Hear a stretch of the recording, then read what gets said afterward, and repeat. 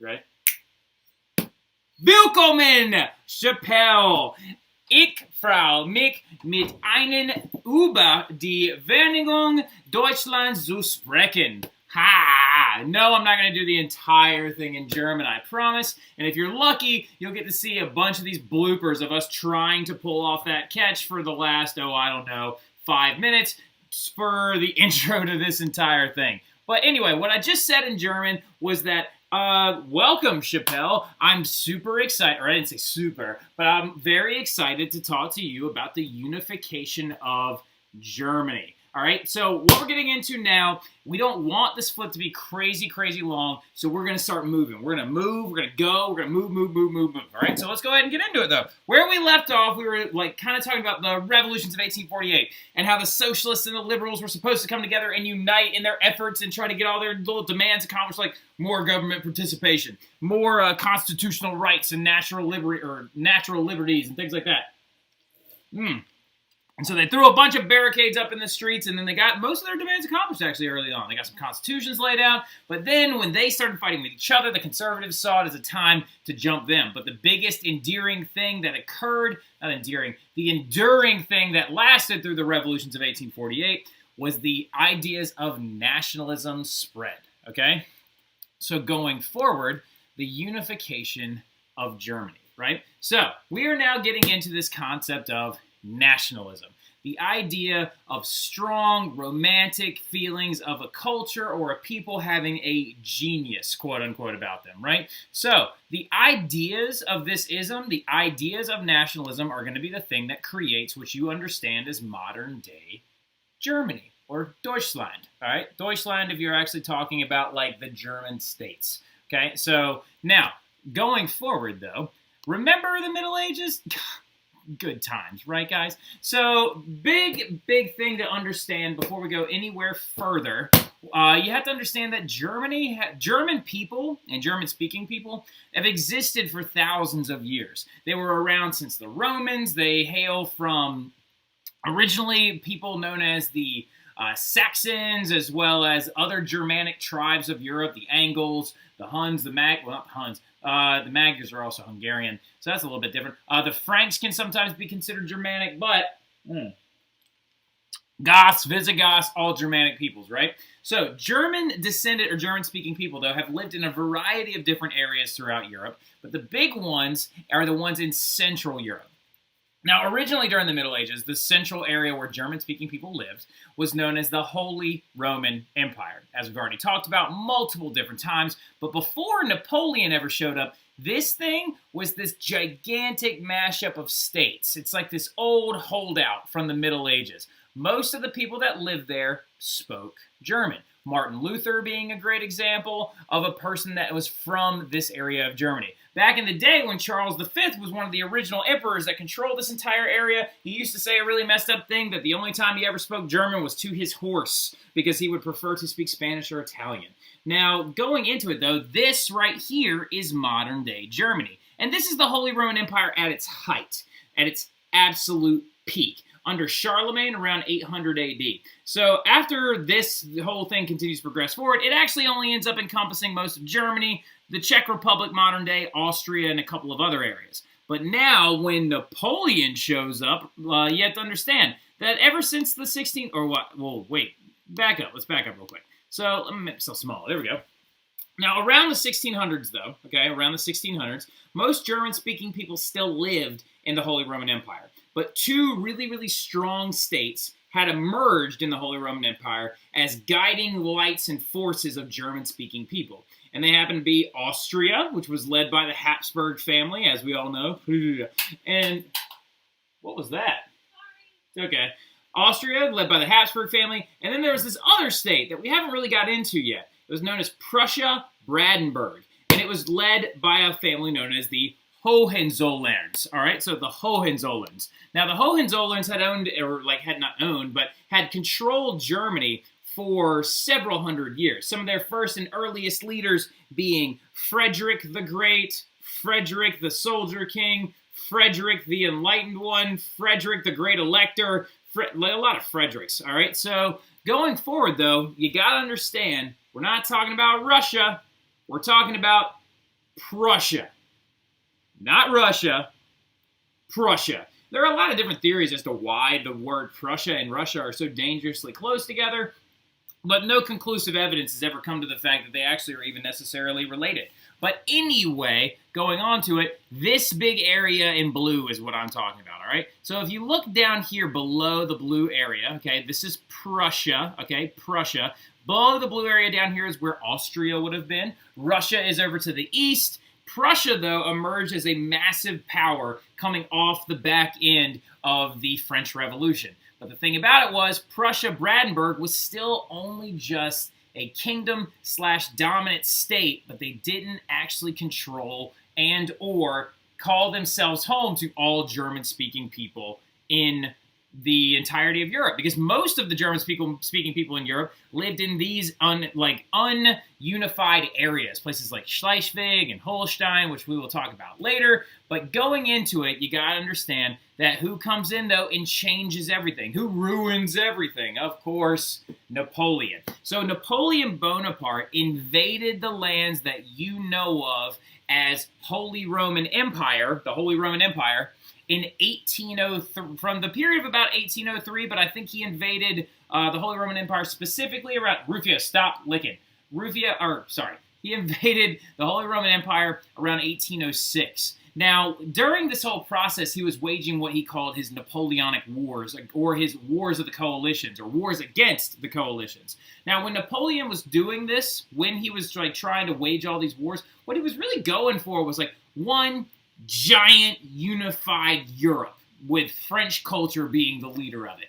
So he takes over everything in blue. Everything in blue, all of this stuff, and even the purplish color, periwinkle kind of color stuff right here, are still areas that he can control. They were called sister or puppet republics. Now, he even, when he came in, destroys the Holy Roman Empire completely. And from 1806 to about 1815, people who spoke German lived in either Austria, Prussia, or this area, known as the Confederation of the Rhine. All right, so when the Holy Roman Empire was officially destroyed by Napoleon, it was turned into what was known as the Confederation of the Rhine. You'll need to know that, okay? Also, though, while Napoleon was there for several years, that's where these ideas of nationalism really, truly begin to grow. Because Germans do not see themselves as particularly like anyone else in all of Europe. Germans have what you would call a genius all their own. They have their own culture, their own heritage, songs, foods, drinks, everything, language, right? Sprechen Sie Deutsch. They have all their own things that are very, very personal to them. But when Napoleon was taking over, he was pushing French heritage and culture. And this was not what they were about. So these ideas of nationalism are beginning to grow throughout all these German-speaking areas. Well, as we all remember, in about 1815, Napoleon gets exiled finally after his, or 1812, he gets exiled after his Russian invasion. He comes back, and then in 1815, after the Battle of, he is going to be exiled permanently off the island of to the island of St. Helena off the coast of Africa, okay? Now, after he is exiled, they hold what's known as the Congress of Vienna. And at the Congress of Vienna, they decide that they are going to try and consolidate some of these German-speaking areas. Because the issue was, there was this giant area, in the middle of Europe that used to be the Holy Roman Empire, and now it's been turned into the Confederation of the Rhine.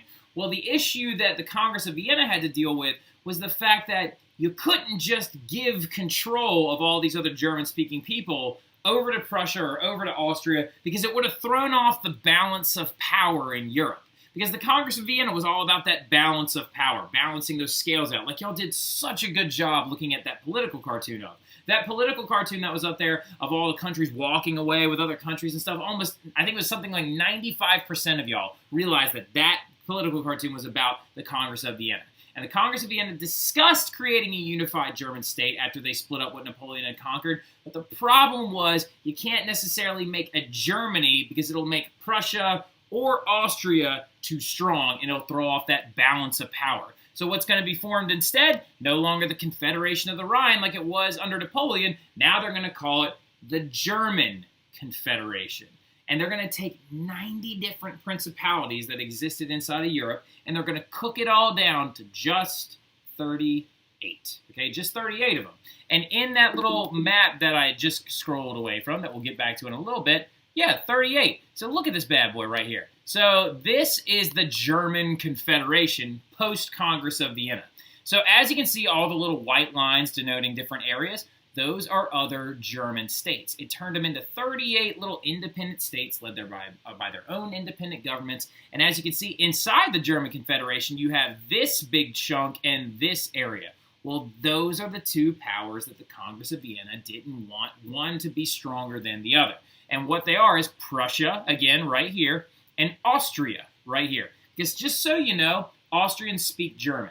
Just a quick heads up, I've been to Austria, and if you ever get a chance, it is home to some of the best and nicest people that you will ever meet in your entire life. You should definitely go if you ever get a chance. But they are not nearly this big now. Austria now only is a country that takes up about yay big of an area. It's it's much smaller now. This is when they were under the Austrian Habsburg Empire.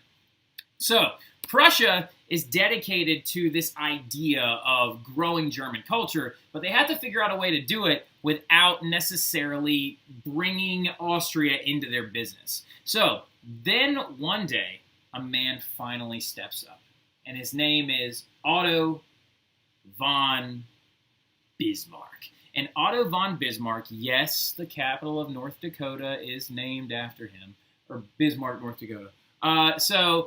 Fast forward, though, to the revolutions of 1848. So the Congress of Vienna has happened, and you took what was the Holy Roman Empire, and then what was the Confederation of the Rhine, and then what is now the German Confederation. And in 1848, I have a hair stuck to me, and it's driving me insane. Did I get it?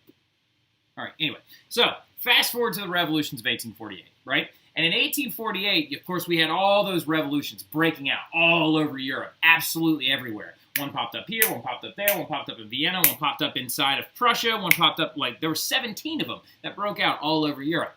Well, during this entire movement, what a lot of people realize is that Germans are necessarily not just calling for equality, but a lot of them are calling for a German-based culture. They're calling for German people to unite together to have their demands met. And so a politician by the name of Otto von Bismarck, who was the chancellor of Germany at the time, decides that now is the time to unite the German states together, with Prussia being the one that does it, not Austria.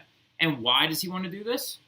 Because he felt like it. Because you have to understand, Otto von Bismarck saw an opportunity after the revolutions of 1848 with how chaotically broken Europe was, that he could now create not just Prussia, Austria, and a German Confederation. No. He wanted to create what was known as a German Empire, all right? The German Empire. So, going forward, though, Otto von Bismarck, one of my absolute favorite historical figures of all time. I definitely think he's up there in the top 20. Maybe not necessarily top 10, but he's definitely a top 20 guy. He comes up with all these crazy initiatives, and he's also a very heavily debated figure throughout all of history. A lot of people can't decide if they believe that Otto von Bismarck is necessarily a good figure, or if he's necessarily a bad figure, if he's necessarily a genius strategist, or just a really good opportunist. But I still like that whole debate. That's why I kind of really appreciate him. And he's going to decide to unite Germany. And when he decides to do this, he decides that he's going to use 3 specific tactics to get this job done. He wants to take all 38 of those principalities that came out of the Congress of Vienna, and he wants to mush them all together, and he wants to make a nice, big, beautiful country that is only German language, German heritage, German culture, Deutschland, all the way, right? So going forward, Realpolitik is one of the first things that he's going to adopt. Now, this is genius. Now, Realpolitik, and Otto von Bismarck himself, is the best user of this concept. You need to underline this and star it, circle it, highlight it, whatever. It's very important, but it can be very confusing at the same time. What you got to understand is that he's using this idea of politics based on current needs, right? He wants to be practical about this, because for the longest time, the revolutions of 1848 could be considered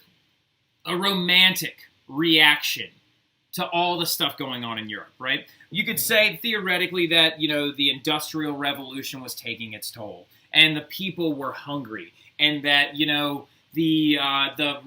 revolts were being suppressed by conservative governments. And you could say all of these things, but then the revolutions of 1848 were kind of a lot of flair and very dramatic, but they weren't very practical. Because practical would have been more along the lines of the liberals, socialists, and conservatives getting together, and instead of pouting all the time, they would have figured out how to understand and come to terms with each other, okay? So that is what Bismarck was all about. He decides, you know what, if I'm going to do this, if I'm going to get the job done, I'm going to get it done realistically, and I'm going to get this done quickly.